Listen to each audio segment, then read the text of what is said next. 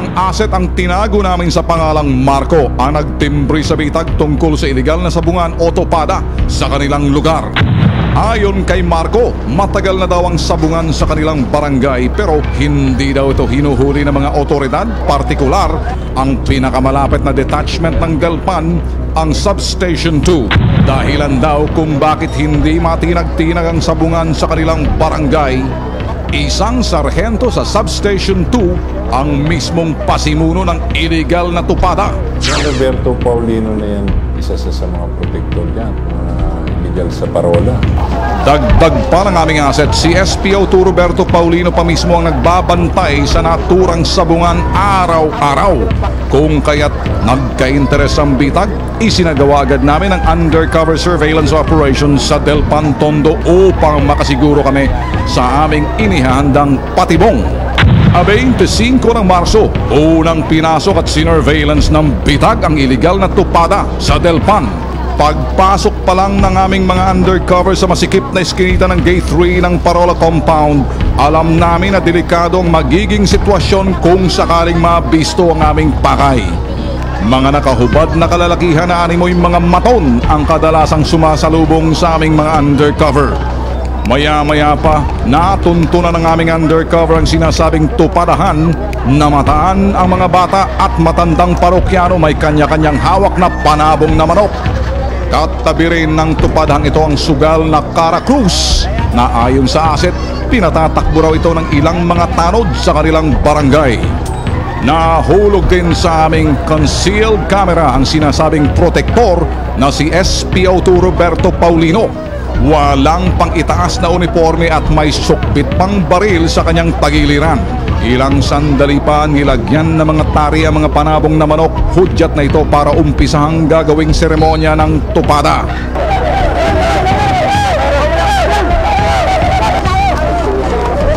At ang talunang manok diretso na sa nakahandang kumukulong tubig. Pulutan na siguro. Kinabukasan, ipinatawag namin ang aming asset. Ipinakita namin sa kanya ang nilalaman ng aming surveillance video. Dito, tahasan niyang itinuro si SPO2 Roberto Paulino ang protektor ng tupada. Lunes, 19 ng Abril, muling nagsagawa ng pangalawang surveillance ang aming mga undercover sa illegal na tupada.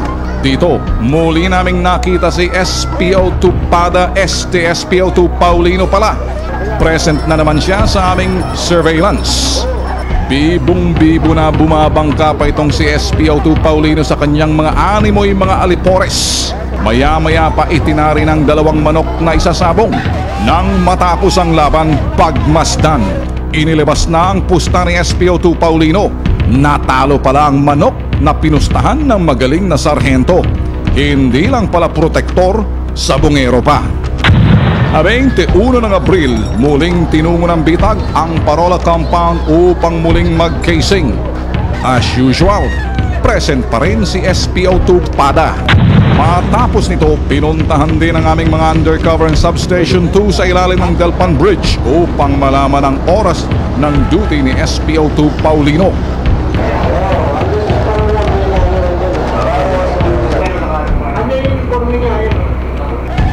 Sa makatuwid, ang oras ng duty ni SPO2 Paulino, inilalagi niya sa tupadahan.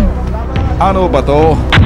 26 ng Abril, ipinakita ng bitag kay SPO4 Vic Batara ng Special Operations Group ng Western Police District ng Manila City Hall ang mga surveillance footages sa kanilang kabarong SPO2 Paulino sa illegal na tupada.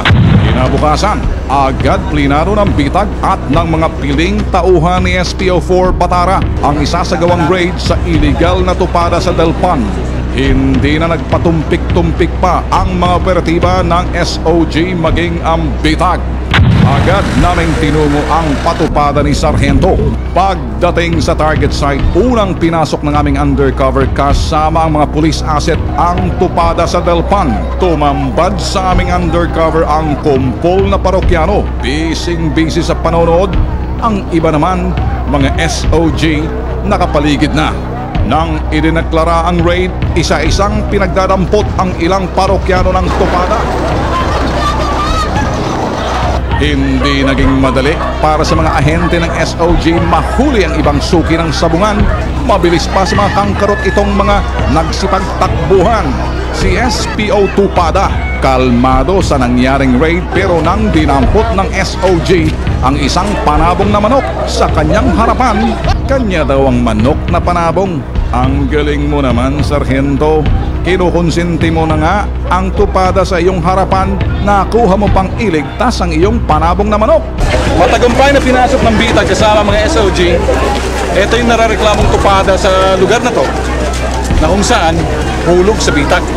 Nang dumating si Teniente Manuel at si SPO4 Vic Batara ng SOG, hindi na nakaporma pa si SPO Tupada. Kinuha ang kanyang baril at inimbita sa tanggapan ng SOG Manila City Hall. Siyam na parokyano ng naturang iligal na Tupada ang nahuli sa raid. Diretso ang mga ito sa SOG ng Manila City Hall. Pagdating sa tanggapan ng SOG, inimbestigahan ang mga nahuling nagsasabong. Nakuha ang mga ilang ebidensya, pati ang mga panari o ginagamit sa sabong.